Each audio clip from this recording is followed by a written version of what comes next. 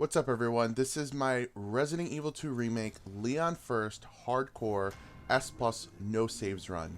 This is going to be a step-by-step walkthrough. I'm going to teach you what I do, why I do things, why I don't do certain things. But first things first, the requirements for Hardcore S Plus rank that is to not save any more than 3 times and to complete the game under 2 hours and 30 minutes. It is different for the second or the B scenarios. So of course we're going to be going first with Leon. I will be doing Clara as well. So first things first, you can save a total of 3 times like I said, but you cannot save any more than that, and you want to space that out. There are no checkpoints. The one and only checkpoint is the very beginning here at the gas station. So if you were to, like I am here, play the whole game without saving and you die, you will be going right back to the gas station. But you are allowed 3 saves, so definitely make sure to use those 3 saves if you're not comfortable to do a no save run. This first zombie right here, we're just going to run straight to the key and turn around real quickly, but don't go so far ahead into the aisle. I kind of like did it a little bit of little risky where I was moving more towards it. What will happen usually is he will start walking into the aisle with you, and you have no choice but to stun him or take a hit. Thankfully, I didn't get, messed with in there, so I'm happy with that. This little segment is very easy. Just make sure you do the exact same thing. You won't get bothered by any of the zombies. And we're going to be skipping all the cutscenes in this run, as far as all the other guys as well, because we don't need to see them, and it's just going to be wasting more time. So this is the opening sequence, which I love in the remake. It's really well done, as well as it was in the original. And if you follow this, you're not going to get hit by any of them. Mind you, on hardcore specifically, even on standard, if you go next to them, they will lunge at you. They are a little less aggressive than they normally are, but that doesn't mean that they won't bite you if you go close towards them. I'm doing a technique right there. It's called stair skating, which is also in Resident Evil Remake or Resident Evil HD Remaster as well, where it's a little different in this game than it is in Remake. In Remake, you will be pressing the button to run like you're using the tank controls, but you're tapping the button. So for example, on PlayStation it'd be square. You're pressing square while you're running down the stairs. It makes the animation reset and you're moving down faster in the stairs. In Resident Evil 2, you can do that with Type C controls on console, where not Type C controls. If you make your running animation to be hold instead of toggle, and you press the button to run, that's what it'll do. Same thing. But another way to do it, which works on every control scheme and every option, is to aim your gun while you're running down the stairs. It resets your run position back to when you start running down the stairs, which is faster than if you were to just completely run down the stairs normally, which is why I was doing it there.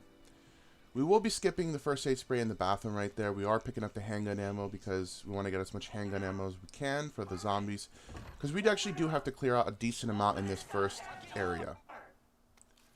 So this first zombie here, I used to just, if you wait for him to pop open the door, you can run around him and make it out safely, but he'll lunge towards you and he'll be in this hall when we come back, and we don't want that. So wait here till he goes on top of the desk and make your run out of here. The thing is, we are going to be coming back to this area fairly soon, and if you have him be out here in the hall, also real quick here, you're going to want to run straight that way. It always works. Those 2 zombies will not be able to grab you. If you do mess it up or if you take too long, you will end up getting grabbed. You'll have to go into the press room, back where we got the handgun ammo, and have them kind of chase you around to be able to get out there. Now, explaining for that first zombie again, we're going to go back to that area, but if you get him stuck in that room where we first were in, where we, excuse me, where we managed to not be able to save Elliot, that zombie won't be able to break out of that room when we come back to that area, so he'll be stuck in there. And eventually he'll be despawned. So that's kind of the whole reason why we do that. So in the original, this hall has a liquor. The first time you come through here, there's only going to be 1 zombie that breaks out of a window. A female zombie is going to be down this hall right here, which we're not even going to mess with. She breaks as soon as you run past the window like that. We're just going to run in here, grab the handgun ammo, and you can unfortunately get stuck on the environment sometimes, which is very annoying, but it happens. As you saw, it just happened to me right there. And just come straight through here. You won't have to deal with her. I'm going to be running back towards this way. grab the handgun ammo. Now this zombie here at the vending machine, I usually kill, which is why you see me aim at him. But I decided to take a chance, and I don't recommend this because this is very random that this actually worked out. I would normally say take him out, but I actually got lucky in the sense that he didn't get aggroed when I came into this room. He usually does, and the code for this is 9157. We're going to be getting our one and only hip pouch here. There are 2 more you can obtain on hardcore, another one in the locker room later on, and another in the laboratory, but we're not going to be getting either one. You could get them, feel free to do so, as long as you know the route, you can afford the time to get them, but I'm not going to, just to show you that you don't need them. And we're going to be picking up the one and only attachment we're going to get for the Matilda, which is to increase the clip capacity, the high capacity mag. So that way we can hold more bullets. So normally that zombie by the vending machine will come into the room. That zombie awakens right there on the floor as soon as you come out of the room or you go into the locker room. We'll be going to the locker room later on when we go get the shotgun. We're not going to do that now. I like to board up this window just to prevent this zombie from coming in, but in all honesty, it's not something that you have to do. Grab the handgun ammo there. There's going to be a zombie coming down the stairs right here. One thing that's very important is what you saw I just did there is to stun them and run right past them.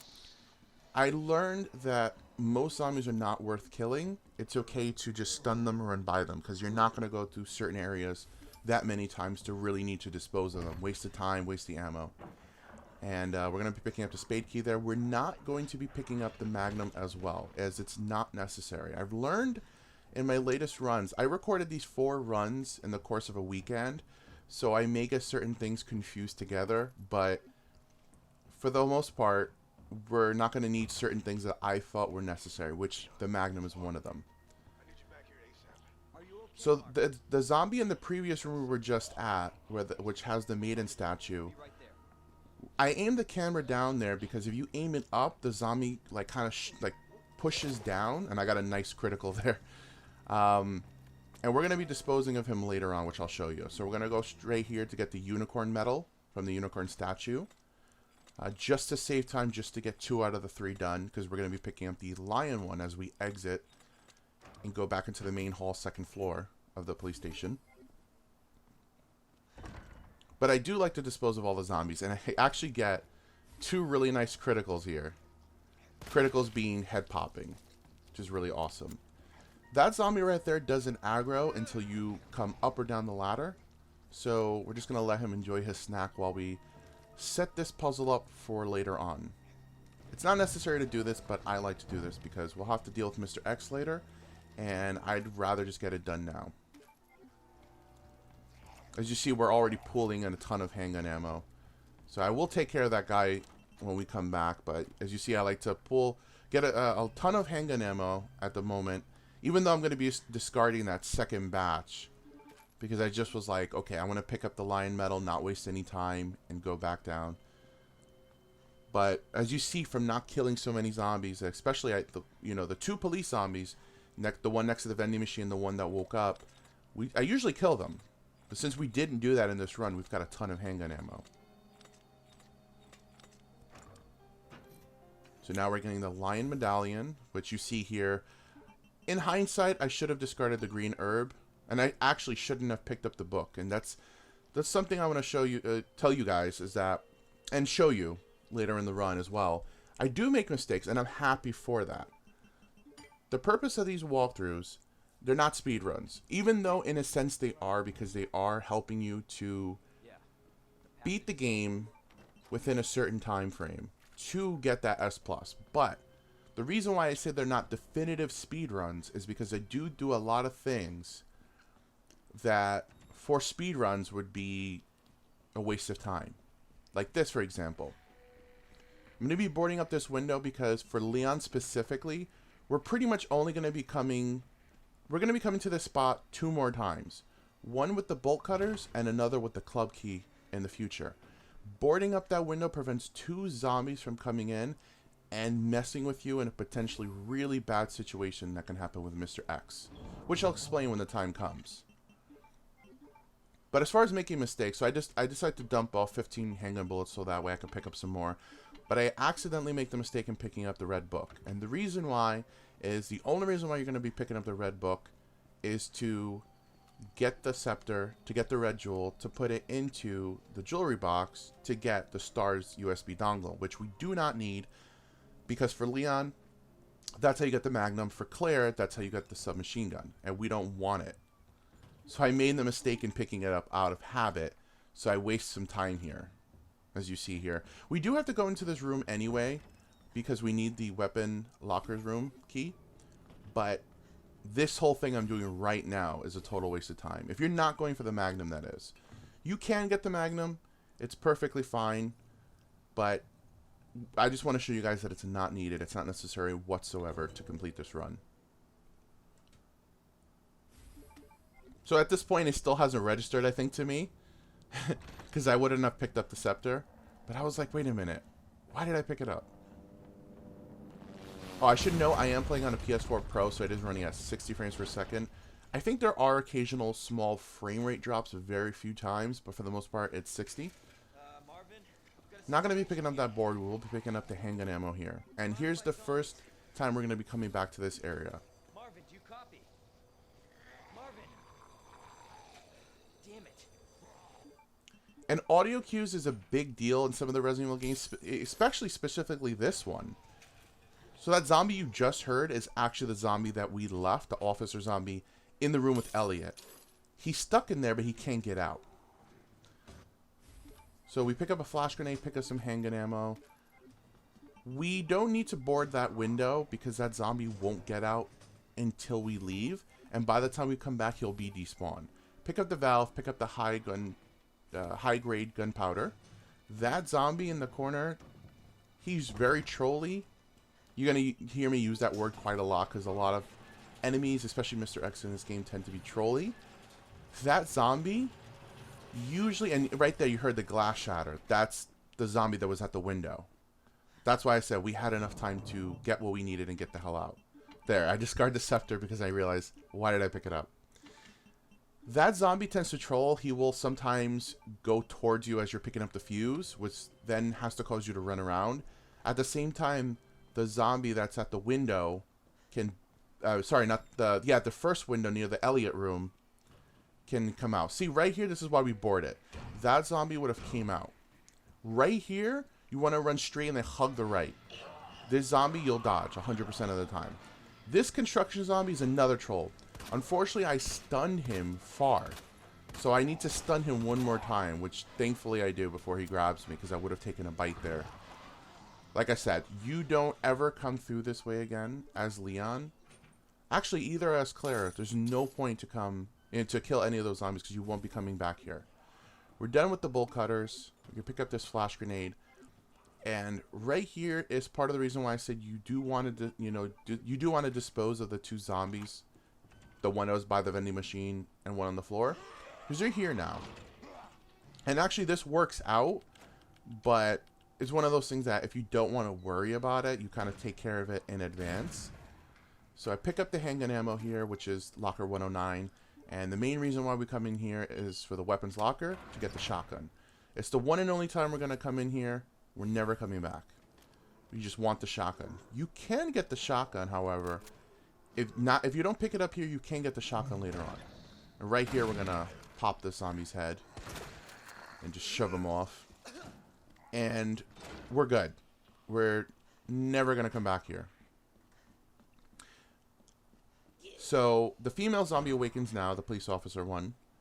Wait here by the stairs. She'll fall off. And this is a benefit to blocking that window. And then randomly that dude decides to fall off too, which is not needed. It wouldn't have really affected anything, but pretty good RNG, I have to say. RNG is a big factor in this game, if you haven't noticed. This locker is cap. We actually just got the solution, even though I knew it ahead of time. Get some more shotgun shells. We do not want the keypad dial for the spare keys for the locker room, because we're not going for the hip pouches.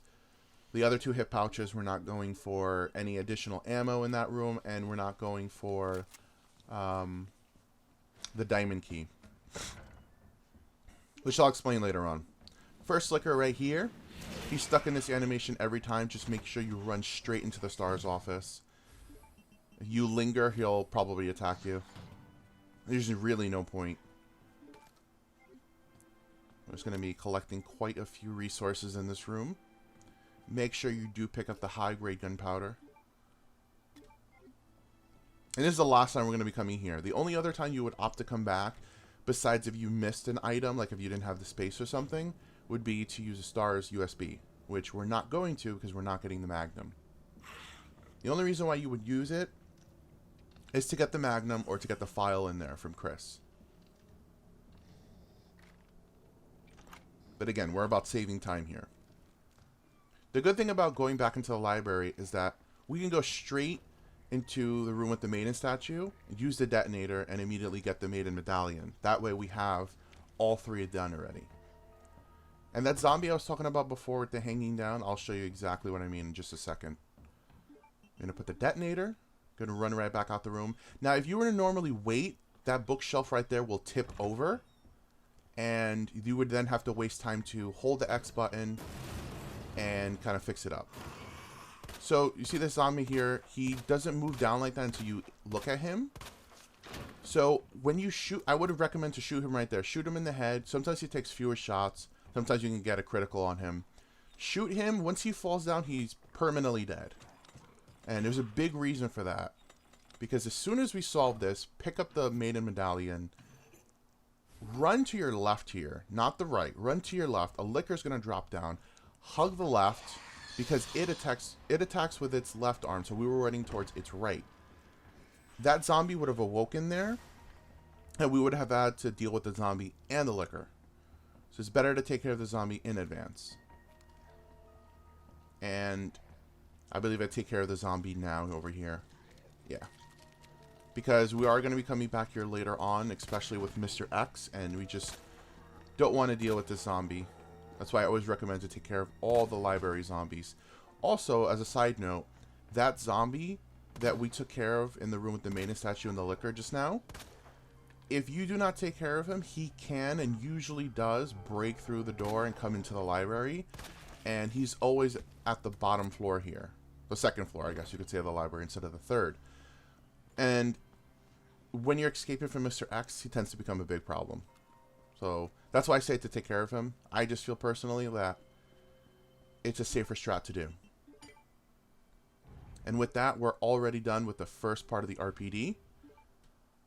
I feel like that getting this set up perfectly, or at least to your liking, is probably one of the more difficult parts. It's not so much that it's hard, it's all about just getting the perfect timing on everything. So, PC users have a huge advantage at this point because of the frame rate. Because PC users are able to like up their frame rate to like 120 frames per second or something like that. I don't have the PC version. My PC probably could run this game, but definitely nowhere near max settings, probably like medium or medium settings or something. My PC's old now, so I play on the PS4 Pro, which I'm perfectly fine. At some point, I'd like to play the PC version. But the reason why PC players got a big advantage here is we're going to be fighting G1 Birkin. And real quick, come down these stairs and pick up these frag grenades. I make huge mistakes with the frag grenades in this run, and I'll explain when the time comes. But pick up all the frag, hand grenades when you get the chance. But anyway, we're going to be fighting G1 Birkin here, and PC users, because of the frame rate, get a huge advantage that pretty much immediately they're able to kill him with the knife. Something with the frame rate, I guess that lets them attack faster, deal more damage, and they're able to destroy him in seconds. For PS4 or Xbox One users or PC users that maybe aren't running 120 frames per second or something like that, this is what I like to do.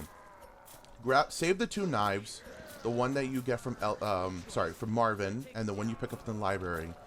Use the first one and knife him like this. Kind of like circle around him, but keep circling around him like this, even though you look completely stupid. And the reason is because if you don't, he'll either strike you, or he will grab you, which will then prompt you to have to use your self-defense weapon on him. Right there, I actually got the perfect RNG for him, because he didn't grab me. I was able to get him down the first time, which is what you want. And still keep my knife, as well as not taking any damage. That's the perfect way you want to do it. So now we're just going to be running around this area and shooting him, you know, hopefully in the eye while he chases us. Just make sure that you keep your distance so that he does not hit you. Audio cues is also very important for this. We want him to do his vertical attack with the pipe. Also, yeah, anytime you get him down, try to take advantage and shoot him a bunch of times in the eye. So you want to listen to audio cues for him because we want him to do his vertical slam, as you'll hear in a second. Okay, not yet. You're going to hear it in a few. And the reason why we like that is because when he does it, he leaves his eye open. Now, something I've learned that I didn't do in this run is I usually go back, turn around and aim at him to provoke him to do an attack. What you want to do is actually aim ahead of you. Like, as you're running, just aim at the floor for like a millisecond. It'll prompt him to do the same thing and you'll be much safer. So right there, he goes to grab me, but he misses. It would have been okay because we have 2 knives, which in actuality, I don't use, I think, for the rest of the game. So right there, that's the sound. We want him to do that because of that specific reason. It leaves him wide open. And right there, already done. He's a very, very simple boss battle. On my very first playthrough, I managed to beat him without getting hit. But the only downside was that I didn't know the power of the knife. So, I ended up wasting a ton of handgun ammo and I think a few shotgun shells. But I don't know if anyone really discovered how beastly the knife was on the first playthrough. I should also mention that I do get damage in this run, which is sad. I get damaged, I think, maybe a total 5 to 6 times. But they don't come till much later in the game.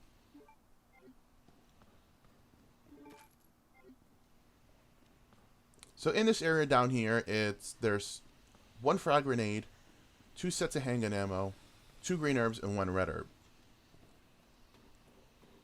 And as you come up here in the little kind of like office area here, there's a green herb, and in the locker, a regular gunpowder, which you don't need. Unless you want to grab it. Pull the switch here, which moves the bridge, and we're able to go across. And now we enter, for Leon, in my opinion, is one of the worst spots, which is the parking lot, the garage area. I mean, the basement area, I should say. And it's because we're going to be dealing with the next type of enemy. A classic Resident Evil enemy known as the dogs. But first things first, we're going to be dumping off stuff here because we do not need everything that we have. We don't need the knives anymore. We definitely don't need the frag grenade. I decided to keep a green herb on me because this part could be very trolly. In that locker right next to the typewriter, on standard and assisted will be a hip pouch. On hardcore is a set of ink ribbons, which is useless for me because we're not saving this entire run.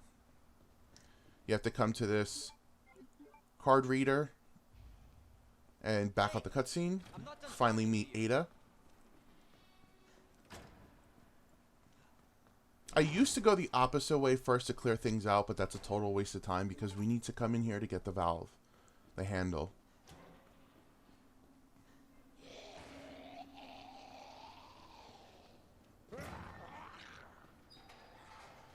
I've also experimented with shooting the zombies in there, and I think most of them die in one shot, but when it comes time to actually opening it, they're still in there. They still come out, so it makes no sense. Maybe with infinite ammo, it could be a little bit differently, but I never waste the time. That zombie right here on the floor, the police officer zombie, if you shoot him, he will actually awaken. There's been times where I shoot him once and I pop his head, and there's other times where he fully reanimates and he's a regular zombie, and for some reason it takes a lot of bullets to put down, and I'm not sure why. I should also mention, it's already been 24 minutes into the run, I am using the Resident Evil 2 classic outfit for Leon, which I'm sure obviously you guys have some noticed already at this point, and I'm using the classic soundtrack because while I love the remake soundtrack, I think it's great. I don't think it's bad. I like the atmospheric tone to it. I prefer the original. I love the melody. I just love the songs. It's Very nostalgic for me. I still play the original, so I still hear them in their original states, but it's a fantastic soundtrack. So in that room before, we're just going to pick up the shotgun shells. Those zombies will reanimate later on. We just want to come in here. There's going to be 3 dogs here in the cages. We want to take them out because they're going to be a problem later on. So now that we got an easy way to take care of them, I suggest doing so.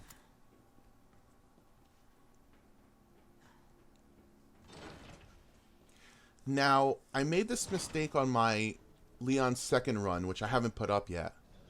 In this room, the only items you can get is a file, a flash grenade, a red herb, and the diamond key. The diamond key is on the opposite side in this room in the morgue here. We don't need it. We do not need the diamond key whatsoever for Leon. Like I said before, the only reason why you'd be getting the diamond key is you wanted one of the spare keys for the locker room, or the film for one of the lockers, which was next to the firing range where we just the shotgun shells with those 2 zombies on the floor. And it's not necessary for Leon whatsoever, so I didn't even bother to get it.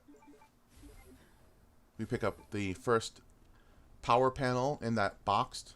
In that box, I said boxed, because we're going to need that for the story to progress. So activate those 2 switches. It never changes. The only time it's different is on the second runs. So here, there are 2 different ways to deal with this one dog. If you don't take care of the dogs in the cages, there'll be 2 dogs in this room. So, audio cue right there. You heard him jump over the gate, the fence, and that enabled me to basically have enough time to be able to run past him. You could take him out too, which I usually do, but opted to do that instead. I got really bad luck with this dog because he manages to get away and do something that I've never seen. I never have seen him come over here. Get your shotgun ready, shoot that dog. One good shot with the shotgun will take out a dog. I almost get hit here because I was not expecting him to jump over. That's why I ran towards it and ran back. There's going to be a dog that bursts out through here. And normally I'd recommend to shoot him with the shotgun, but I decided to do my usual camera manipulation, which I do quite a few times. You'll see me running corners where I won't shift the camera completely. There are 3 dogs out here, which are a huge pain, probably one of the biggest pains in the entire game. For Leon, of course. But we're not going to be dealing with them just yet. Usually I like to take them out the shotgun immediately. I think I do that in my Leon B run. But I decided at this point to let them be, and I'll deal with them later on.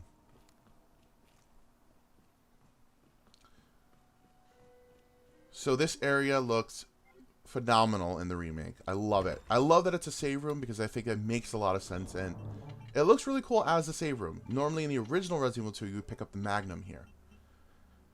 So this next area, the hallway down from where we're just at, is a huge pain. There are going to be 4 zombies if you include Elliot. And it's just a pain because sometimes they take 1,000,000 bullets to kill, sometimes they're quick.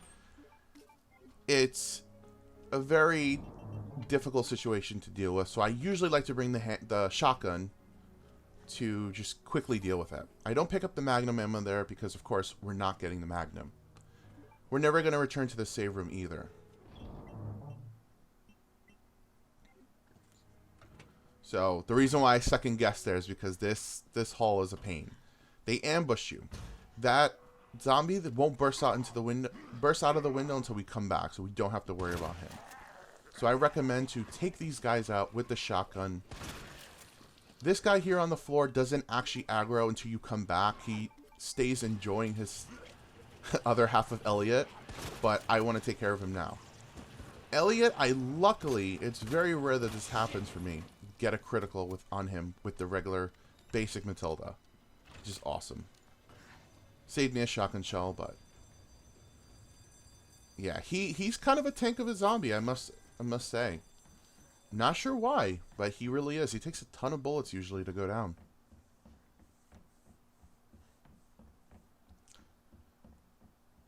So this is where we use the handle.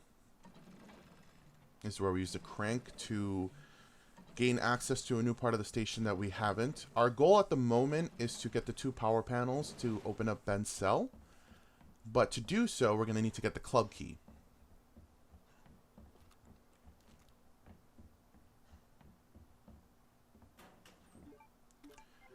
The zombies usually that you'll see me take out are usually the ones that cause trouble. And the ones that I tend to not take out are the ones that are not really that important. Or sometimes, like, depending on RNG, will be okay to not deal with. There's 2 zombies in here, and I love to deal with them because they can be annoying. And it's funny, I actually don't return to this room whatsoever. So in reality, it's a waste for me to take them out. But I'm going to explain to you why it's important to do so when the time comes. We'll be coming up to that part very shortly. But I got a terrible shot with the shotgun on the zombie, and he just doesn't want to go down.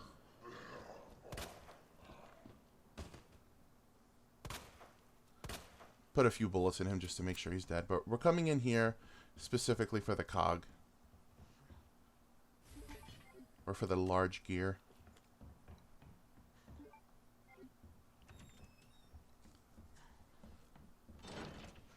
So going on this ladder will prompt to be broken.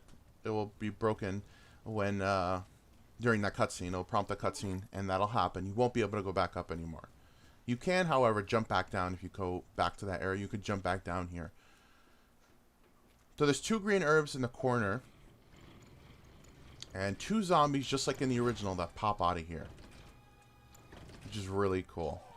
I love that they have really stayed true to the original.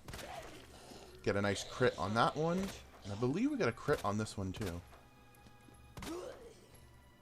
Yeah. Surprisingly in this run I get quite a few crits. Crits being obviously, like I said, headshots, popping those heads. Which is a really cool sound effect and cool feeling. So we want to save those flash grenades, which is why I always make sure to dump them, because if I get grabbed, I do not want to use one.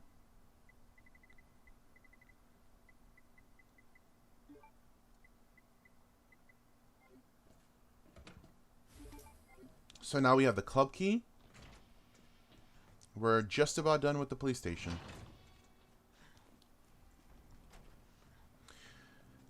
The reason why I feel it's important to take an herb at this point, at least for me, again, a lot of these things are things that you cannot do to save time, and again, I'm happy about doing this because it shows you can still play around with your time and still manage to get that S+ on hardcore.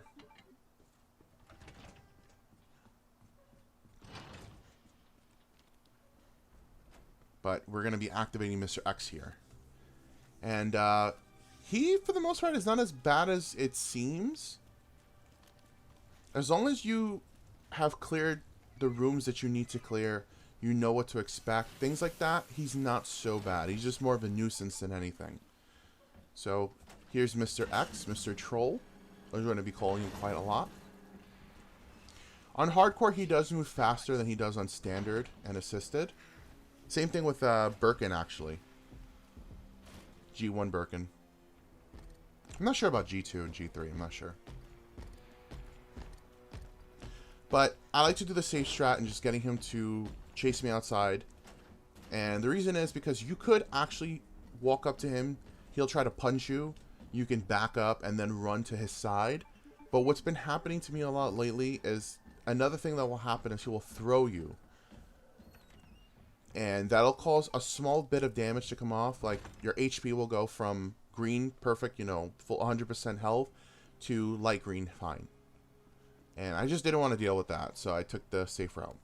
Unfortunately, Marvin is zombified already, but he will not wake up until we go past him, which we won't. Personally, I would say go up to him and take him out with a shotgun shell to the head, just to make it easier, but for whatever reason, I decided not to do that in this run.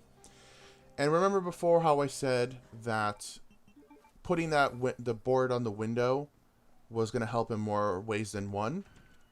The first one was when we came in through here with getting the bolt cutters. that police zombie would have come in here, would have stayed in here, and that zombie trying to get through the window would have come in. We would have had 2 zombies, and as you now hear, on the right side of that wall was a licker as we were coming in. You can open the door, activate the licker for like a second, and then run back out, and then he'll warp to the opposite side. But I feel that might potentially affect this part right here. So it's a scripted segment where I think it's more so on consoles and PC. I think PC you're able to do it faster, so you're able to escape before Mr. X comes in here. But it's kind of a scripted thing where once you pick up the hand grenade or you pick up the jack, Mr. X comes in here. And we're actually able to run straight out of here despite being a licker in the area because the licker is now warped to the opposite side. Which really works in our favor, because if we would have ran then the licker would have been there, we most definitely would have gotten hit by the licker. Luckily Mr. X temporarily didn't notice me, but then he notices me. Anytime you hear the music, that means he knows where you are. So since we already set this puzzle up, we use the jack now to free this bookshelf. And we're going to just put it in place to be able to walk over it. Also, as you see, I have the large gear with me. Make sure you do bring that. I make the mistake so many times to forget to bring it with me. And end up having to waste time to go back to an item box and pick it up. If you bring it with you already, you can get this whole section done very easily. There's going to be a zombie right here to the left. Hug the right and go straight into the room. I've had the one random chance that the zombie actually lunged at me. I kid you not. It was a one and only time in the, I don't know, 200 hours plus I've put into this game. So actually I did it properly in this run. As soon as you use a large gear on that, you want to pick it right back up. I make the mistake so many times also in forgetting to pick it up, and I come up here and I don't have the large gear. You pick up the small gear, use the large gear here. Finally, that is out of our inventory. And then we're going to go back down, pick up the large gunpowder, and we're also going to use the small gear, which will complete the puzzle.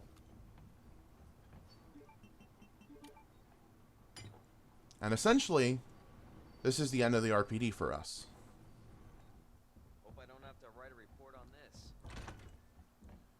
What we're going to be doing now is heading back to the beginning area in terms of where we met Elliot.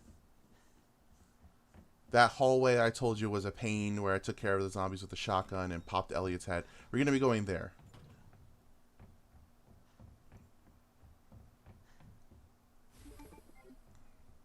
Because we're going to be going back to the parking lot. There's a green herb right here as well. So this zombie, I just stun him.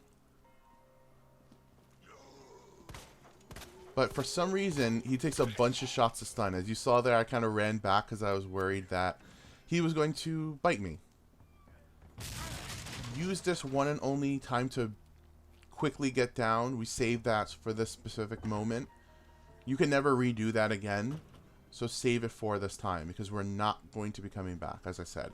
There is a point in the game where it's at a point of no return that you're actually able to come back and pick up anything you missed, but we're not going to be doing that. Go into this item box. Make sure you have both box electrical parts, which are the power panels inside, and take at least 2 flash grenades with you. Provided you took care of all those zombies before in the area that we're going to be going to. I took healing because you just never know. So remember how I told you before that a lot of these enemies, a lot of these zombies despawn? So look, no, they're not in here anymore. That police officer zombie. Another zombie coming out of the window there though. So look, they're all taken care of. A zombie will burst out. That's the zombie from before. And that's another one. Both will break out. You do have the option to go to the save room right there, but just to save time and to not have to deal with any more zombies at the moment, we're just going to run right past them. That's why we took care of everything in the main hall of the police station. We're back in the basement here. going to the parking lot.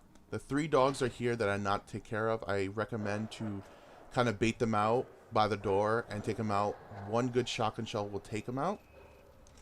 But I decided to do my traditional Rambo style where I just run back and forth, manipulating the camera, turning it around like crazy, and it actually works. It has worked for me quite a few times, but also I've still gotten hit quite a few times. And even one decent hit from 100% health will still bring you down to orange caution. So don't think that they hit like, you know, nothing. They do hit pretty strong, at least on hardcore. So if we're finally going to be opening up these boxes to use the panels. And in all honesty, this puzzle is one of those things where it's just easier for me to do than to explain. So what I recommend is that if you want the solution, just pause it right here and replicate that. And now we got Ben's cell open as a first aid spray by the toilet here. Not sure why. And we're going to be picking up the parking key card. The cells are going to open. We're going to hit the switch. Like I said, look at all those zombies that pop out. Mr. Troll is back. And if you aim at him, you see how he's running, but walking really fast there? That tends to happen if you aim at him. He actually goes to hit me, which could have gone really badly, but thankfully he missed. So you could use a flash and get past him there, and then use a flash here to get by all these zombies. You have about, I think, 3 to 5 seconds to get by them. Just don't hesitate, just run straight after you throw the flash. And this section is done. But yeah, you could have flashed Mr. X that first time there, but I've decided to start doing that, as I feel that it's better because you save a flash grenade in case you need it. But we will no longer be returning here. That is the end of the RPD for us. I decided to pick up that green herb because why not? I remember how amazed I was watching the gameplay previews, showing that you were going into the streets of Raccoon City after stuff like after areas like the police station. I was amazed. I was like, "Wow, we get to explore the streets of Raccoon City after, not just the beginning of the game." This game is a masterpiece, in my opinion. I absolutely adore this game. Also, I love how they highlight the area that Leon has to go to, and they highlight when they have it dimmed for Claire when she comes here, because she doesn't have to go through Kendo's gun shop. I like that. I think that's cool how they do that kind of like, oh, this is where you have to go type of thing. We're going to be picking up the first of 2 attachments, a long barrel for the shotgun, which enables us to have 8 rounds in it instead of 4, which is very useful. There's a hand grenade and some handgun ammo. We're going to be taking everything. Skip the cutscene right here. Also, love Kendo's model, and he has a very tragic story in this game. Wish we saw a little bit more of him, but kind of self-explanatory as to why we don't. But I'm very happy they kept him in. It's funny here, running ahead of Ada actually causes the dialogue to kind of loop over each other, because like you're moving a little too fast. So I recommend that if you're doing a casual playthrough, definitely listen to it. But if you're speedrunning, no point. I should also add that I do have kind of more casual walkthroughs or hardcore no damage walkthroughs. At the moment, I already have Leon first, Leon second currently going up, and I have the full Claire first as well. I will be covering the rest of, obviously, Leon second, and Claire second as well. Hardcore no damage. They're not S+ runs though.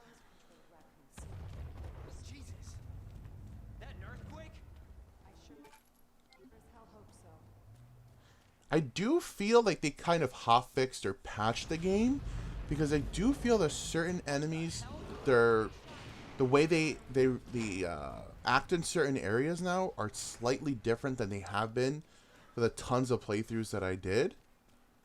I'll explain a few of those as we progress. But right here, we have the item box and the typewriter, and we find random ink ribbons there because after the alligator segment here, we're going to find another random typewriter, but with no item box. So just make sure you have everything prepared. Well, I mean, in all honesty, like this is not difficult. Hug the left wall immediately. This pattern never changes no matter what difficulty you're on. Then immediately hug the right wall. And then immediately go right back to the left. And then run towards the middle. And it's done. I think this is a more effective way of like portraying this whole like the fear of the alligator as opposed to the boss battle that is in the original, because honestly I feel like the boss battle in the original is more of a nuisance than anything, because if you're doing it the same way like they intend in this one to just blow it up, it's kind of like what's the point? But if you're doing like something like knife only, then it gets really insane. I always like to point at this Mr. Raccoon. Once you collect a Mr. Raccoon, you can never get it back, but I always like to point him out. I don't know why. But yeah, we took care of the alligator. That part's really well done. I like it a lot. I think it's much better than the original because it was a boss battle that, honestly, like I said, was just more of a nuisance than anything. Unless you were going for like some kind of special stipulation like knife only, handgun only, something like that without blowing it up. There's no real point. It was definitely a creepy factor. I'm not gonna say like it's a terrible part of the game. I just really like the way they did it now. It's short and sweet to the point. Unfortunately, we still have to wait for Ada to strut herself over here. Look at her. Look at her with her swagger and stuff. It's so freaking cool. I'd really love if we got an Ada DLC for this game to see how she got out of Raccoon City. And yes, I know that it was done in Death's Door in Umbrella Chronicles, but I want it done in Resident Evil 2 Remake. I think that'd be really awesome. But all the character models are beautiful. I love them. I remember when they first were showed off, a lot of people were upset. They were complaining. You know, they were saying that they're terrible looking. They should be redesigned. I was always under the impression that they looked great. Capcom's going for a new route where they're looking for more realistic models. And honestly, if you would have asked me that prior to Resident Evil 7, I would have been like, what's the point? But I like the route they're going. I trust what they're doing. They're doing a fantastic job at the moment. So right there, I pressed start twice because I thought I was skipping a cutscene that didn't exist. We're going to be doing the short but sweet Ada portion now. So, there's a trophy called One Slick Super Spy. I forget if it's a trophy or a record, or I think it might be both. I think all trophies are records. Records are like basically in this game like in-game accomplishments you can do. They go more further than the trophies or the achievements. But anyway, One Slick Super Spy requires you to get through this whole segment without using any weapons. I believe it's no weapons, period. I only did it once. I made a mistake here and not destroying the fan first. It's not really a big deal, but it cost me a few seconds. But yeah, One Slick Super Spy, you have to do this without using any weapons. You get one flash grenade and you get two boxes of handgun ammo. And there are, I think, about 5 zombies, this one included. The first box of handgun ammo is going to be right here. We don't need it, but I decided to pick it up anyway as a safety measure. That first zombie does actually break out into the room. You'll hear it just about now. And we're going to run past Henry right here, as we do not need to kill any of these zombies. What we're basically going to be doing to be safe. Oh, right here, another audio cue. You hear the female zombie wake up in the corner. There's also a construction zombie that doesn't wake up till we basically start leaving, as long as you do this fast. So, for safety reasons, again, we're not going for One Slick Super Spy. No point. I already have it, and there's no point to do it on hardcore. But I'm going to stun this zombie. I accidentally stunned him too early. I decided to break his leg. And we're going to use that flash to get past Henry and the female zombie. The construction zombie's right there on the left, waking up right now. He's not going to be a problem whatsoever. But the first zombie that we dealt with is going to be right here. Which, again, stun, you have plenty of time to run by him. And that's it for the zombies portion of Ada's run. This you have to do precisely, because if you don't, you run the risk of Mr. X catching up to you, and you don't get any recovery items whatsoever as Ada. So that means if you're in danger or whatever, that's what you stay in. Whether it's from the zombies or Mr. X. Activate that to the right. Pull the switch here, turn that, and then just run to the fan and blow it up. You have absolutely like a plethora of time to just do this real quickly before Mr. X gets you. And I love that animation, by the way, of her dropping down. And that's the last combat portion for Ada. We're basically done. It's, like I said, very short but sweet. I like it a lot because it's not difficult. It adds a different gameplay element. I always appreciate more time to play as Ada because she's an awesome character. I just wish that we got to get more of her backstory. I know that's part of the mystery, but I'd love a game where we got to fully play as Ada and see more about her. But that's besides the point. I'm going to pick up the ID bracelet here, skip the cutscene. We have to wait for the dialogue between Annette and Ada to finish, and then we'll be able to solve this very simple puzzle. We basically have to blow up the 3 switches in the front of that, in the front of the door there. And, yeah. Just replicate exactly what I'm doing, and, you'll be fine. Obviously, if the time runs out, you do die. It's an automatic game over. And as we are not saving at all, you'd be going right back to the gas station in the beginning of the game.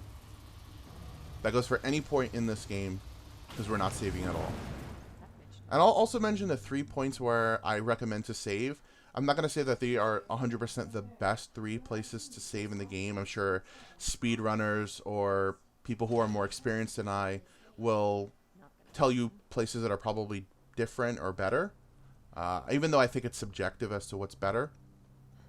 Because we could struggle on different portions of the game. But the sewers is a portion that I think pretty much everyone has somewhat of an issue with because of RNG. The G adults specifically, which we're going to be shortly coming up to, which are the biggest pain in the whole game.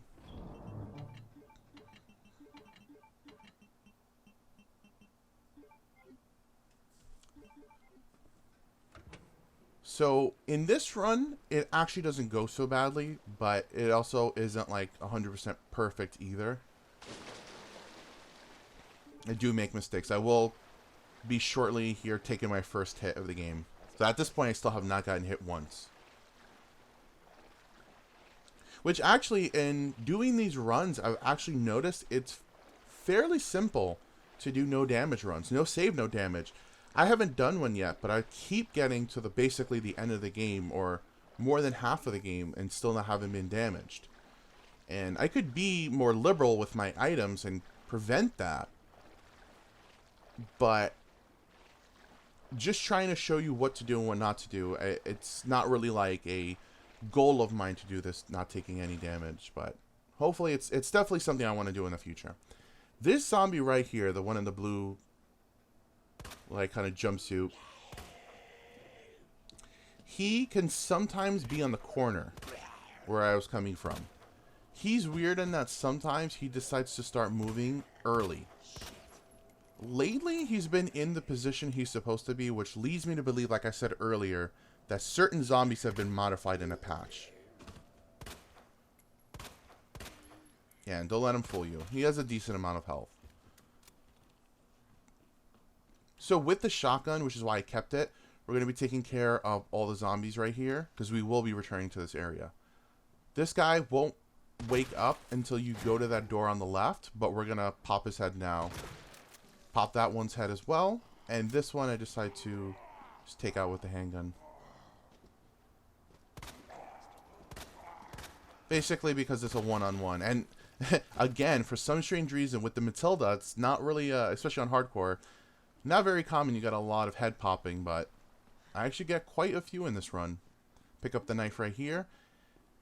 And we're finally going to be introduced to the wonderful world of the G-Adults. And as you saw right there, it was a graphical glitch. My computer's not the best. It's approaching its 6-year birthday, I guess you could say. It's old now and it's been acting up quite a lot, which unfortunately has been a big issue when it comes to recording videos for you guys, which is why I don't get to get my videos out as quick as possible. And I apologize for that. It's my computer.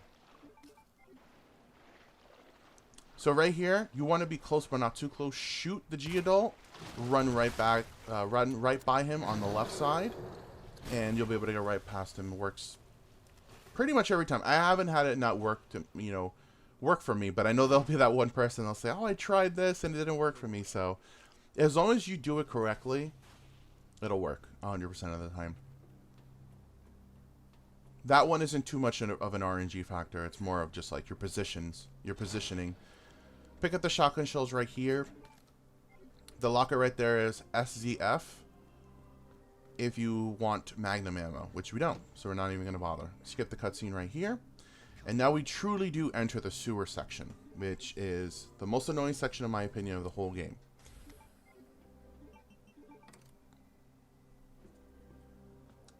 So I'm kind of setting up already. That's the bishop plug, which I'm putting right here. And the one in the corner was a night plug. I'm kind of setting up already for the solution for that puzzle. So the biggest pain in this area is not zombies, it's the G-adults. We're going to be dealing with quite a lot. This is the only section of the game that has them. For those unfamiliar with the original Resident Evil 2, G-adults, or just G, was a boss in the A scenarios in Resident Evil 2. The original. They've now made him into a basic enemy. A basic but annoying enemy. That is literally RNG related. And I know I'm using that term quite a lot. Basically means random. That their pattern, it will not always be the same. So on the right will be a safe here, the last safe actually, to get the stock for the shotgun. Which we definitely want. Considering we're definitely going to be using it quite a lot and we're not getting the Magnum.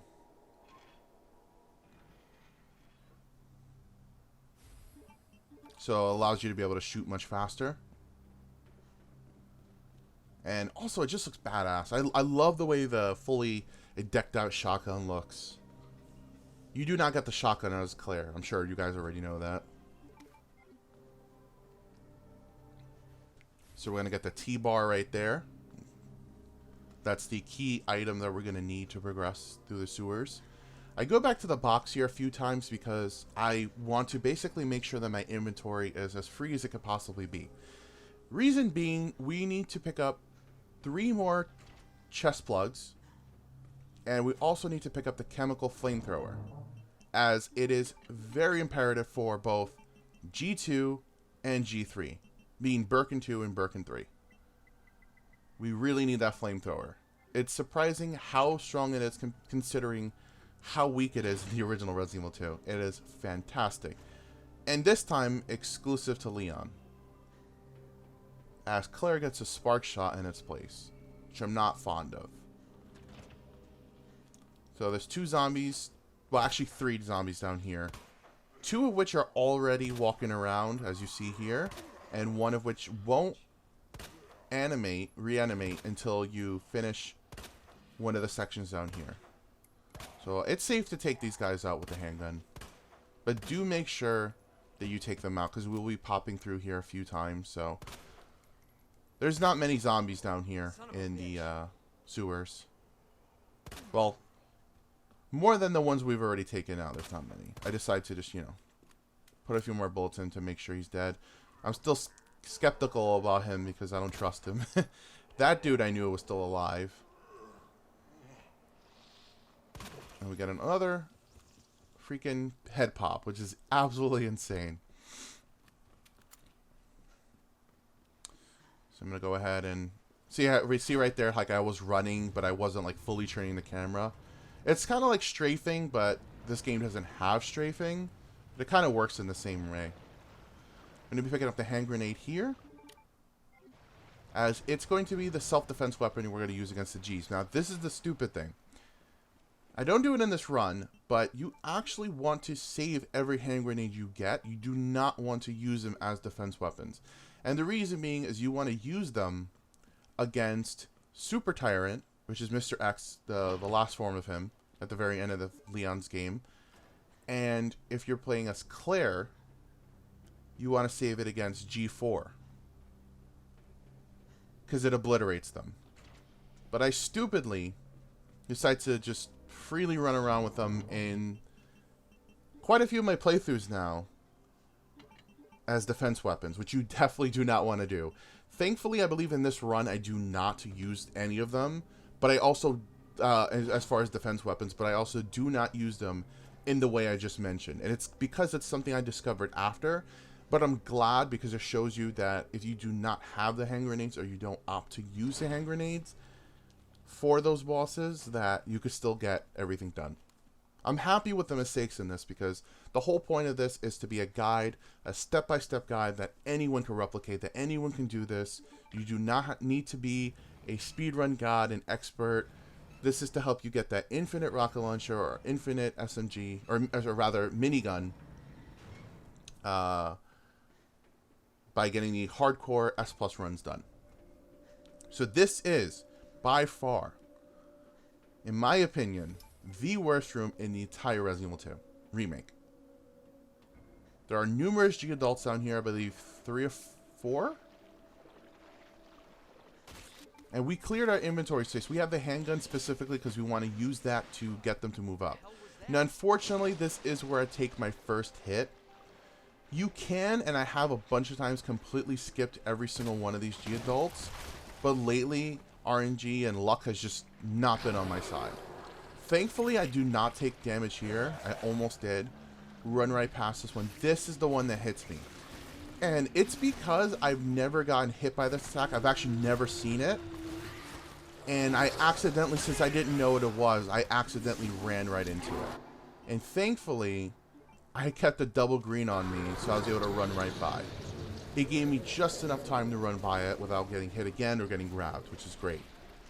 So that wasn't ideal, but it could have been worse. That G-adult will come out of the pipe. We're just gonna hang to the left and we'll be a-okay. He will be there when we come back though. In this area is the chemical flamethrower, a red herb, a blue herb, and the queen and king chest pieces. And a zombie, I should add. So at this point, I'm kind of nervous because I'm already thinking, damn, I got to go back, you got to go back to that room. Also, dispose of the zombie now, because you could actually run past him, especially if you're playing as Claire and you avoid the spark shot, but as Leon, we want the chemical flamethrower. So I opt to get rid of him now because we just don't want to deal with him while we're getting that. But he will try to grab me from the floor, but he'll miss, which will be fine. Because as long as he doesn't grab me, that's okay. Get the chemical flamethrower, take the king piece back.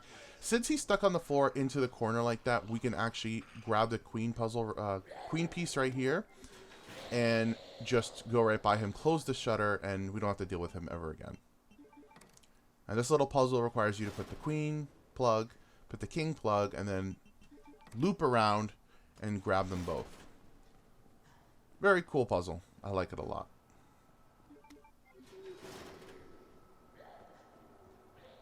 Again, there you see me kind of strafing.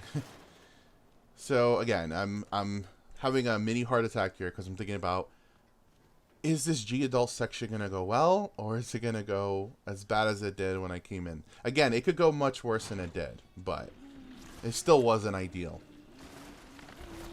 We're going to aggro this G-adult to come towards us. He's going to do this attack where he spawns out a few baby G's, I guess you could say. And he will swing that at you if you run towards him. But that little animation right there is something that we abuse quite a lot. That wasn't ideal, but because of how far he was, I managed to still get past him. Basically, they do this thing where they kind of go underwater. They dunk themselves underwater. And it gives you a few seconds to be able to go by them without getting hit at all. Immediately climb up here. The G-adult will be coming straight out with his hand ready to grab you. And I'll show you right now what I meant. They do this little shake, like they're going to park themselves like that.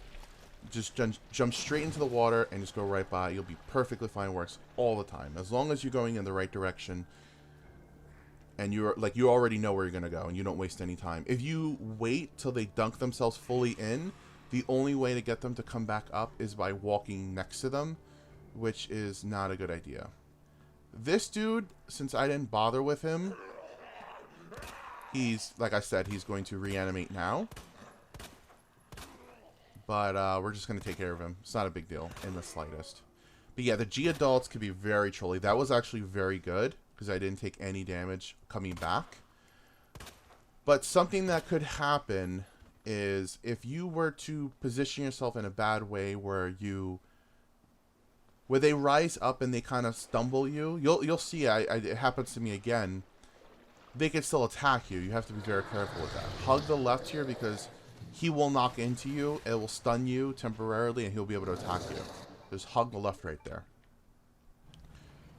We're basically going to be finishing up the sewer section right now. The overall main sewer section part. We do have to deal with G3.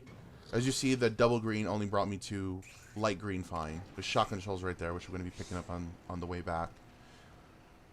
This is the section where we took all those zombies out with the shotgun. And this is exactly why I said to take care of them, because now coming back here, we don't have to deal with them. As soon as we go through that door, that zombie on the floor will wake up. And we don't really want to deal with him. Normally, I'd say bring the shotgun and just blow his head up before. But that's not what I decided to do in this run, because I wanted to have as much space in my inventory as possible.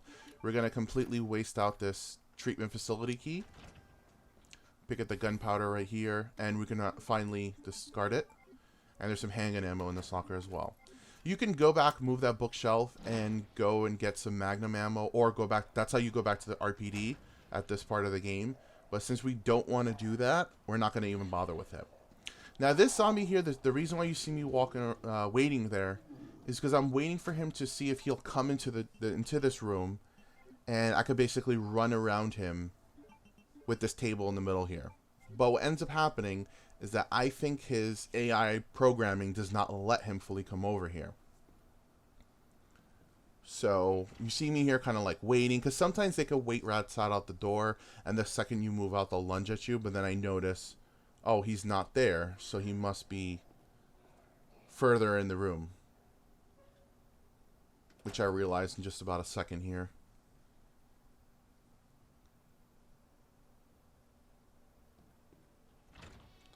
Yeah, it's all about being safe and not wanting to take any damage. This is why I'm like this. But he's over there. He, for whatever reason, just can't come over here. So we opt to do the same thing that we have been doing since the beginning. Stunning him. Take that, which is the rook plug. And we now have all of the electrical parts. All of the chest plugs. I decided to dump that gunpowder to pick up the shotgun shells here. But I just personally feel like it's more worth just to get the shells themselves, considering all we're doing with the gunpowder anyway is making shotgun shells. So this guy is not in the ideal spot. He's gonna do the thing right there. Watch, and you see right here, I got knocked back. That doesn't, you don't take any damage from that. But if I was positioned in the wrong way, I could have gone really badly. On the right there was the original G adult that we dealt with when we first came through this area. He's always, for some reason, just hanging out in the corner, dancing or doing something, getting jiggy with it. We're not going to bother with him. He will never bother us. Only that second one will bother us. But that's basically the vast majority of the sewer section completed. All we have to do now is solve the puzzle and deal with G3. Or G2, rather. Which I'm going to show you guys is extremely simple. I used to make it much harder for myself until I discovered how beastly the chemical flamethrower is. So I examined the puzzles here, the plugs here, to show you guys. You want to put the king here and then the queen in the middle. And then we're going to be putting the rook in the opposite side of the queen. This puzzle is different on the second runs, the B scenarios, just to mess with you. But the solutions are always the same for Claire and for Leon. They're not any different. Only different if you're playing the second scenario. So here we're going to get completely ready for G2. Now, I use a green herb because I just want to get out of the light green fine. So for this fight, all you want to do is make sure that you haven't used a flamethrower whatsoever, because you don't need it. You don't need it prior to this fight. Take the flamethrower with you with the full 400 flame fuel inside. Take healing if you feel you need it, but you're not even going to get hit at all. There's only one possible scenario in which you can get hit, and I'll explain that as the boss battle progresses. But I take the handgun ammo to speed up the process. And I'll show you what I mean in a second. Take two. I would say ideally take one flash grenade, but you could take two if you would like, just for security. We're going to get a fully healing item here. A blue, red, and green herb. And the whole benefit of... Well, blue herbs have always benefited you in the sense that they cure poison. In this game, using a completely mixed herb, being green, red, and blue, before would just fully heal you and cure poison. In this game, it gives you a temporary defense boost, which is really interesting. So make sure that you activate this by kind of having some distance, so that way, because you can actually take damage from that. So that way you don't take damage. Park yourself in this spot here. It's kind of precise. If you mess it up, you can accidentally get hit, which has happened to me before. And we're going to be shooting his hand because it does speed up the process. Typically, you want to use like the shotgun or the magnum for this because it's stronger. Another thing you can do to completely speed up this process, which that you could do right from the get-go, is go straight to the gate and throw a hand grenade. And for whatever reason, it automatically skips this entire thing. But the reason why I don't do that is because I want to show you guys here how to do this if you do not have a hand grenade. So right there, already sped up the process fast enough that he's breaking through the gate. You want to kind of provoke him here to kind of attack at you. That way he wastes a few seconds to follow you. And that was a weird glitch that just happened there. But do not waste at all the flamethrower yet. We're literally only going to be using the flamethrower on G2 and G3. No need to use them on any regular enemies. Activate the crane. Pick up a flash grenade here. Pick up a knife. Immediately as he starts walking towards you, throw a flash and start lighting him up. Believe me, this does a ton of damage to his HP. So already we got him down. The whole objective of this is not so much getting him down. It's taking enough damage to get rid of him within one crane slam into him, basically. One whole set of doing this. Just like Code Veronica with Tyrant on the plane, you can damage him little by constantly doing it, but that wastes a lot of time and leaves you open for getting hit, which we don't want. But see, already there we wasted all 400 flame fuel on him. Shot him a little bit with the handgun just for fun, and he's done. Very simple. The flamethrower just rinses through his health. And we did it with taking no damage. Like I said, it's very simple to do. A thing that can happen that could cause you to get hit, as I mentioned before, and it unfortunately happens to me, I believe in one of my Claire runs. Basically, you do the same thing, but what happened to me, which was bad luck, was he happened to fall down, like kneel down, in a spot that the crane couldn't hit him. So I had to get him down a third time, which was a total waste of resources, and almost got me to get hit. Thankfully, because I had 3 flash grenades, I flashed him a third time. But ideally, that's the way you want to do it. So now we got a ton of shotgun shells. We're going to be using it to clear quite a few zombies in the laboratory. We're done with the sewer section entirely. For whatever reason, I decided to go pick up the blue herb over here. This is a complete waste of time. You do not need to do this unless you really need a blue herb. But before freeing Ada, there was a zombie here next to the blue herb who will reanimate if you do decide to go pick up the blue herb before this. That's why I decided to go pick it up now, because they despawn that zombie. But it's completely a waste of time. Don't do it unless you really need it. You don't have to wait for Ada. Just go straight to the tram. And a little speed trick here, immediately rush in front of Ada and you can skip her. I don't know, it saves you like point something seconds. I know that's something that speedrunners like myself love to do, but not necessary in the slightest. From here, this is the point of no return. If you decide to activate that switch, you cannot go back to the police station. So make sure that if you want anything specific, whether it's the Magnum or whatever the case may be, that you get it before you activate that switch. But since we don't want to waste any time, we're done with that. And we're going to go straight into the labs, into Nest. I think it's fascinating and very interesting at the same time. Well, actually, it's the same thing, I guess, fascinating and interesting. But it's very interesting that they, I feel, took inspiration from the first Resident Evil movie in designing Nest now, because it looks a lot like the Hive in the sense that it looks like a real laboratory, like where people slept and, you know, stayed here and things like that. And I know that people typically don't like the Resident Evil movie, and for good reasons. I think that was something that was an interesting thing to take out from the movie. I mean, it's not necessarily 100% because of the movie, but I do feel that maybe it might have inspired it. Either way, we dodged that zombie right there, pick up that hand grenade, that's very important. The only other thing we missed in there was a box of handgun ammo, which we do not need at this point. Skip all those zombies, we're never going to deal with them. In fact, we're never coming back here. The second hit pouch is here, but you'll have to get the signal modulator and come back to get it. But we're not going to do that. This zombie right out here with totally Chris's gear from Resident Evil 7. That's totally like the same outfit. This zombie control you.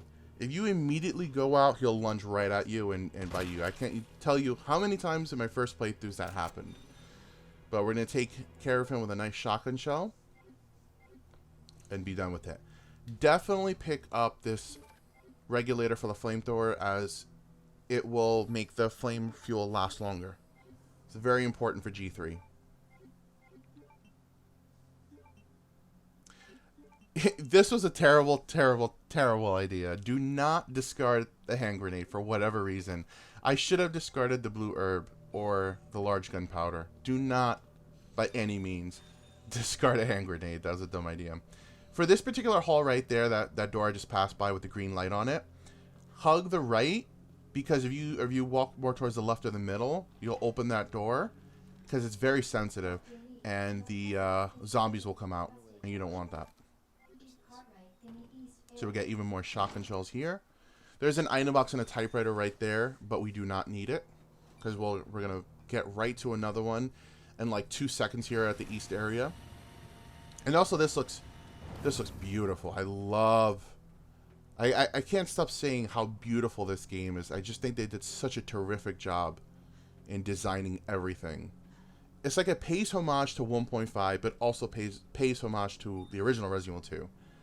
And as a Resident Evil fan, that's a huge deal to me. I think the canceled games and the canceled ideas is just so interesting to think of what could have been, and especially when we have footage of it.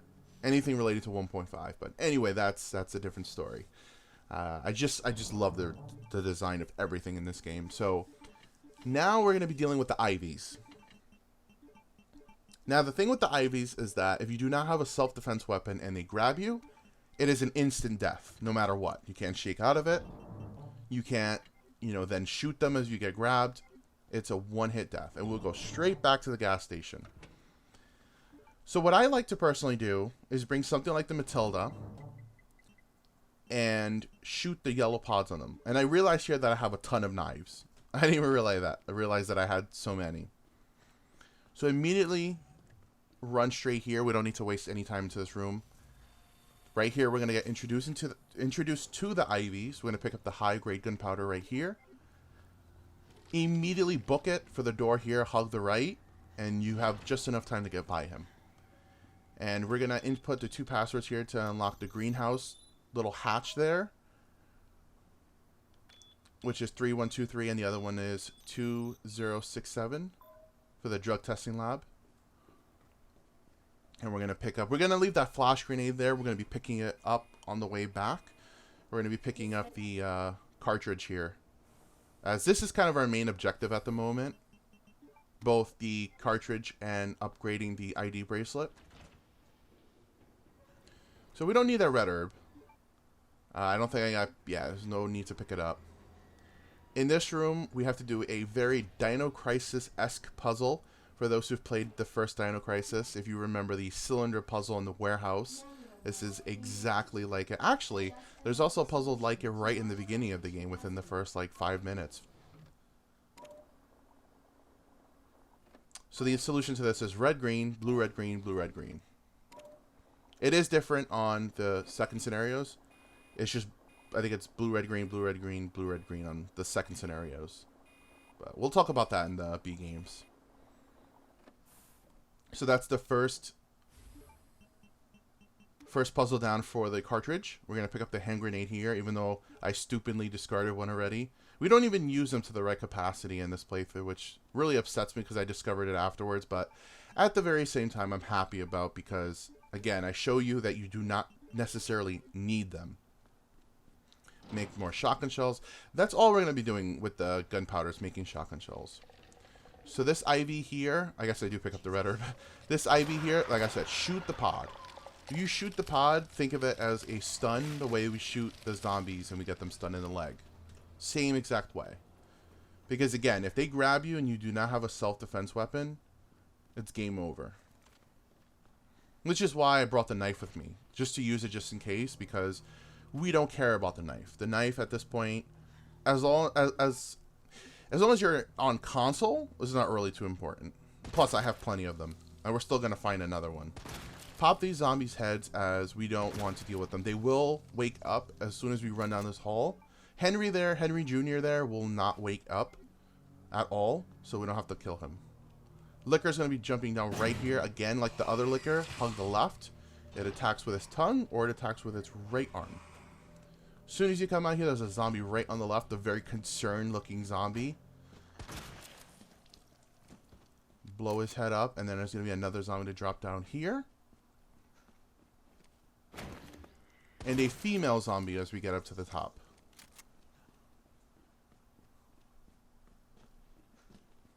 Right here. Pop her head as well. And that is actually the last zombie that we're going to be dealing with for the whole game. Believe it or not. Actually, no. Technically, no. There is actually one more instance of it. And see, stupidly here, I take hand grenades with me because I decide to use them as a potential self-defense weapon against the IVs, which, again, do not do. Do not do it. It's a dumb idea. We're going to be picking up the high-grade gunpowder right here, and there's handgun ammo in here as well, which we do not need at this point. I don't know why I picked it up. And the signal modulator, which is the next key item we need to progress in this area. I was thinking about dumping them off, but I'm going to show you why I didn't. There's actually a item box and save room down here. Once we use the signal modulator and power up down here, we will have access to another item box and typewriter, which we don't need a typewriter. Oh, I should have mentioned by this point. The 3 saves. The first save, I forgot to mention as we were doing the sewer section. Either save when you first get to the typewriter in the sewer section where you are in the area with the plugs, or save in that exact same section when you're about to fight G2. That's the place I recommend to first save. Our second save will be before G3. And the final save will be before Super Tyrant, which again is Mr. X in his final form. Those are the 3 places that I recommend to save. Again, you're only allowed a maximum of 3 saves, nothing more. Anything more will lower you to an S, and we want an S+. Another graphical glitch there. Thank you, computer.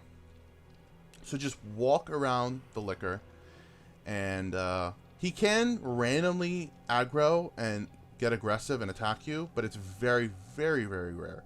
But it has happened to me lately a few times, which made no sense at all. As long as you walk, they're not supposed to get aggro. As long as you don't walk into them and walk right on top of them, they won't get aggroed. But for some reason, sometimes they do. Here's another little nod to the original Resident Evil 2, this similar puzzle with the cartridge in the original Resident Evil 2 and now doing it in this, which is really cool. But unfortunately, we're going to skip it due to time.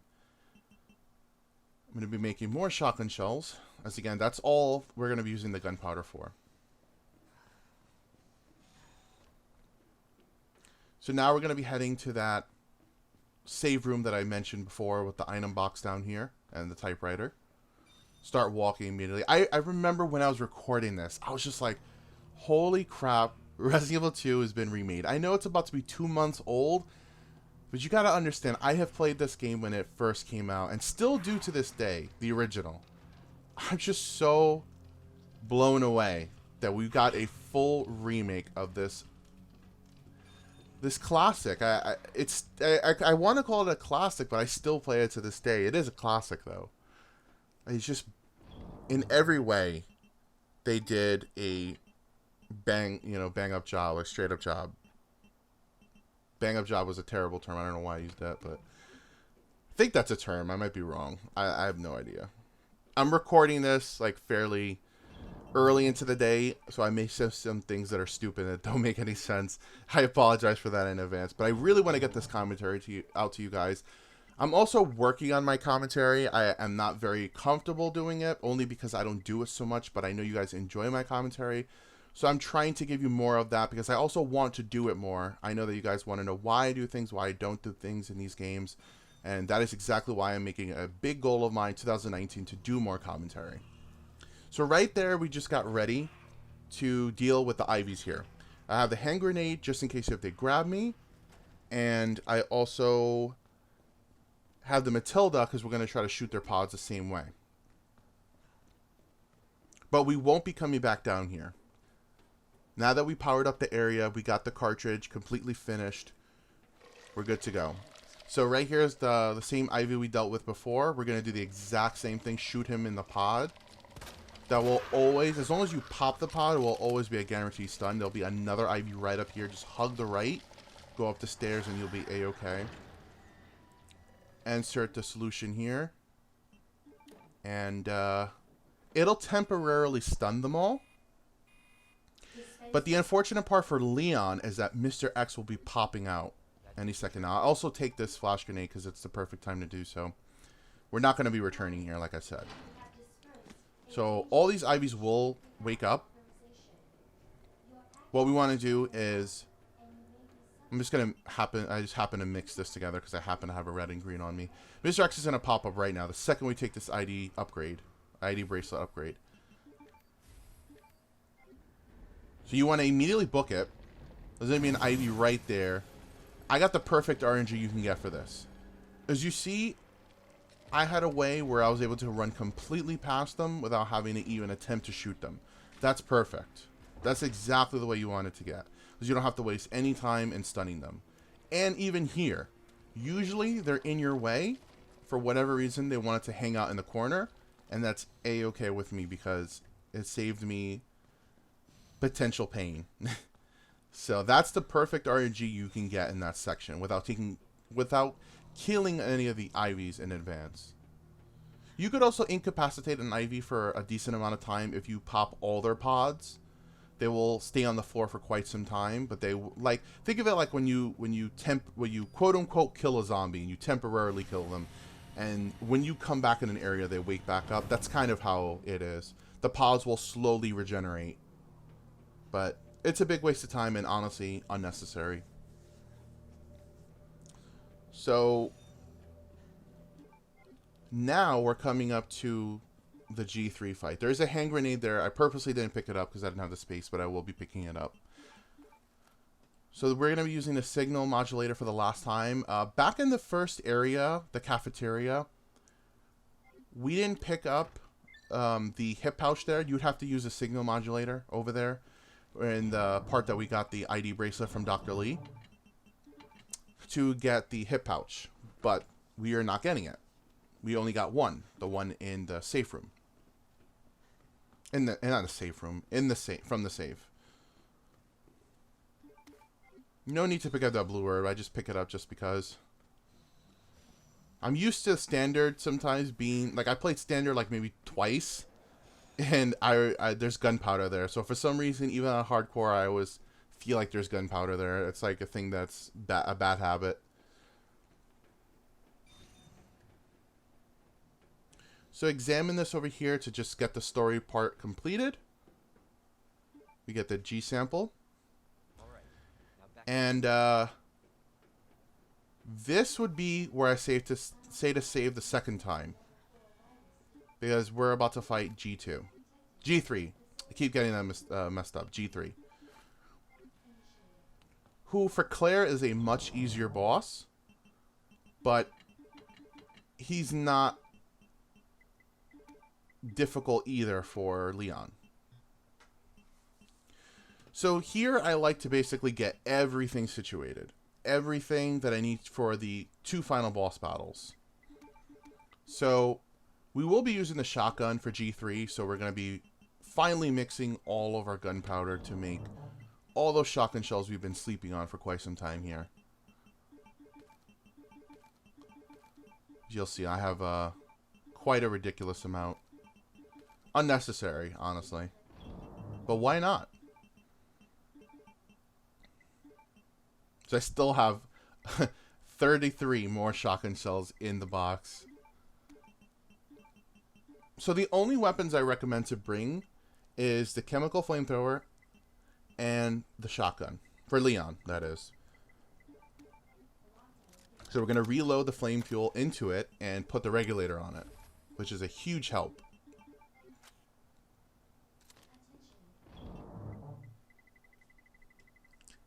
And of course I bring some health because you never know. Again, I am not saving here, so this isn't a no damage run, so I don't if I were to get hit, it's not the end of the world to me. I do decide to drop off one of the, I think it's the 19 shotgun shells there, so that I can bring flash grenades, which is a smart idea because I learned this the hard way. I don't know if any of you have gone through this yourselves, but you'll see here, right here. I think about it and I run right back. Now, I got to the end, well, to this particular boss battle, G3, and there's a part where he jumps on top of you. Well, it's not a part, but it's a move that he can do. Well, he'll jump on top of you, kind of have his foot on top of you, right? They give you a second to use a self-defense weapon. I thought, because usually anything I thought that was a instant death. By the way, this is a terrible usage of hand grenades. I mean, it's not the worst because it does damage him, but don't do it. He does this jump where he lands on top of you, and you have a second to use a self-defense weapon if you have it. I chose not to do it because I thought I would just take damage, and I luckily did not get hit there. And it's actually a one-hit death, one-hit kill, even if you're in fine. So don't do that. Don't make that mistake. So I bring the flash grenades because I want some kind of protection against that. Or I bring the hand grenades, rather. There is flash grenades in here.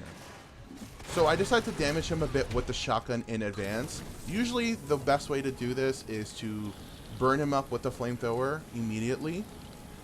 He has 3 phases in this fight. He's on phase 1 now. He's going to be on phase 2 in a second. So yeah, there's flame fuel here, which we're going to want. And at the moment, I was like, I don't really think there's anything I should waste on it. So now he's in phase 2. Burn him up. Right there, that's the jump. You want to run towards him. I mistakenly, almost right there, ran away from him. That's how he catches you. And even though I have a hand grenade, you just don't want to risk that. He does it quite a few times in the fight. Just try to keep your distance from him because his jumps are... not his jumps, his attacks. They have a very wide range. So right here is scary because I think I don't have any more hand grenades. But I managed to make do and not get killed. Oh no, I still do have a hand grenade. Okay. Yeah, I wasted here. In that animation, he's going to phase 3 right now. In that animation, that didn't hurt him at all. So usually as soon as he goes into phase 3, he'll go and destroy that. We take the opportunity to get the flame fuel and come over here and pick up a flash grenade because, again, we want a protection. So this is phase 3. All we're going to want to do, and I accidentally get hit here, so this is the second hit of the game. And that's exactly why I say bring healing with you, because you never know. There is a first aid spray in here. One first aid spray. There's handgun ammo, first aid spray, flame fuel, 2 flash grenades, and magnum ammo. We're just going to light him up now. And this should take care of him quick. No time.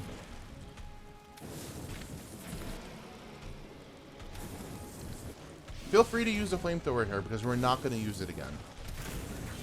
Use it to your heart's content. And he's done. I got hit once. Not the greatest, but, you know, we'll make do. I do waste a little time here to pick up some resources. I pick up some, I think, the handgun ammo, which I use against Super Tyrant, which is completely unnecessary. It's just something I decided to do in the moment. We are done with the flamethrower. We're not going to use it anymore. So that's why it's okay to just use it against G2 and G3, because that's all we really need it for.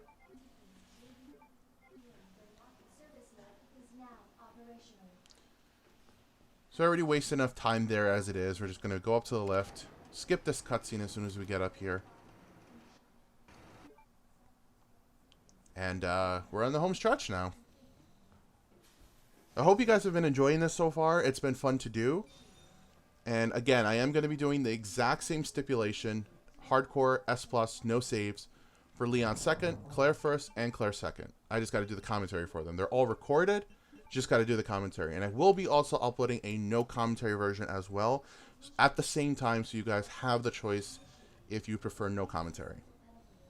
But I'm going to be making it a point to do more commentary. But try to always give you guys the alternative of a no commentary version. I'll try my best, because again, it's all about my computer. So we skipped the cutscene there with Ada. But yeah, I thank you guys so much. If you've been watching this, if you've been watching my content in general, thank you so much. I appreciate you guys so damn much. It means the world to me. And I hope you guys, you know, bear with my commentary. I know I'm not the best at it. I am trying my best to get better. I'm very self-conscious about it, honestly. It's something that I want to improve on, but the only way you can improve on it is by doing it more. And I know that you guys want to hear more of my commentary, so that is a huge goal. Like I said before, a huge goal of mine this year to do more commentary. So we're just going to get through this final set of fights, and we'll be done with the game, and we'll get that S+ rank. So there's a first aid spray and a combat knife down here. We don't need any one, but feel free to take it if you need it. We're going to be dealing with a few IVs. Also, this is where I'd recommend to do your third and final save, because you do not get another typewriter after this. You'll have to deal with Super Tyrant, and he has a one-hit kill move, which if you're not familiar how to deal with it, he'll obviously catch you and you'll die. So we're somewhat preparing for Super Tyrant here. We have to get through two IVs before we can actually get to Super Tyrant. So how this part really works is that we're going to take an elevator down here real quick, and there's going to be there's actually 3 IVs down here. That one on the floor right here is not going to wake up until we start moving past them. There's no point. Shoot them in the pod just like before. There's going to be another one right here on the left. Shoot him in the pod as well. And you're good. Just run past him. No more IVs. That's it. Green herb there if you need it. And Mr. Troll is coming back into our lives here to troll us one more time. But you can run past him. You could shoot him in the face if you had the 3-round burst with the Matilda. You'd have enough time to run by him. But we're just going to loop around, not do any crazy business. Just get right by him. There's a zombie right there on the left. Not going to deal with him. Fred could stay there in the corner. My Elgato glitched again. Thank you so much, computer. I'm going to skip this cutscene right here. And now we're actually going to be preparing for the final fight. You need to have 2 inventory spaces in order to pick up the power plugs right there. which was also a requirement in the B games in the original Resident Evil 2. I recommend to not use the shotgun, as it's too slow really against Super Tyrant. The whole point of it really is kind of wasting time to, like, damaging him a little bit, but more so wasting time to trigger the cutscene to happen for Ada to throw the rocket down. Now, I use a full heal there only because I wanted the buff in advance. Because I figured I had the space, I had the resources, why not? We're going to be dumping the shotgun because it's really not necessary for this fight. This is where I'd say that all those hand grenades that you would save throughout the entire run, use them on Super Tyrant. They're much better than using the flash grenades because they actually damage him and they stun him at the same time. Those are the things that you want. That's the boss that you want to save it for. I mistakenly did not realize that at this point and kind of opt for the old way I do that. Instead, though, I bring way more flash grenades than I usually do. And I get hit right in the beginning of the fight, which is awful. But since we have that boost already, we normally would have gone to orange caution there. We ended up going into light green fine. We only took a slight bit of damage. So I hit him with the handgun a bit because to speed up the process. It's more about wasting time to get the cutscene to trigger. Now he's going to start... So I stunned him there the first time. If you take off a certain amount of damage, you'll stun him. So he does this jump, which you would think is really difficult to deal with. It's actually amazing when he does it because it makes your life easier. Run towards him as he does it, and you won't get hit. Now these pieces of rubble right here, he'll break if you're close to it. It will hurt you and put you most likely into danger. Now, with the hand grenades, you would actually be able to destroy the rubble. Right there is his instant kill. You could apparently shoot him out of it, but I never trust myself to do so. So I always use either a hand grenade or a flash grenade to stun him out of that animation. He usually goes for it at least 2 times, depending on how fast you get this done. Unfortunately, I get hit again and get put into orange caution. But yeah, hand grenades will destroy the rubble and damage him at the same time. So don't bother throwing a grenade when he leaps at you like that. It won't do anything. And right here, he's going to go for the insta-kill again. We're going to stun him to prevent that from happening. And he's going to go for the jump. We're just about done with this fight. This fight is very simple. And that's because I didn't even do it well, in all honesty. Just run to the right, kind of like circling around him, and he'll miss every shot. Wait till he leaps. And then go ahead and shoot him with the rocket. So I'm pretty sure if you don't shoot him with a rocket, like if you run out of rockets, you can't kill him and you can't beat the game. And that's it, guys. That is the end of Resident Evil 2 Leon First Hardcore S Plus run. I did it with no saves, but again, you can save 3 times. The only other difference is that the zombies are stronger. They take more to kill. They take more off of you. That goes for all enemies as well. It's just how it is. But that's it. We skip the cutscenes here. And we get our rank. I was ecstatic to get this done, by the way. I was like, yeah, finally it's over. I got it done. So there it is. First scenario, hardcore, 1 hour, 40 minutes, and 55 seconds. 0 saves, S plus rank. Again, the minimum time you need to beat it under is 2 hours and 30 minutes on hardcore for the first scenarios, and under 2 hours for the second scenarios. If you're doing it on hardcore, you get, I think, an additional hour if you do it on standard or assisted. And that's it. I hope you guys enjoyed this. This was a ton of fun to bring to you guys. I will be doing much more in the future, commentated guides. Again, expect Leon second, Claire first, and Claire second, with the same exact stipulations coming soon. I just got to do the commentary. The gameplay has already been recorded. If you guys enjoyed it, please give it a like and let me know in the comments below what you think. Again, I'm improving, so please bear with me with the commentary, and I will upload a no commentary version as well. Thank you guys a ton, and I will catch you in the next video.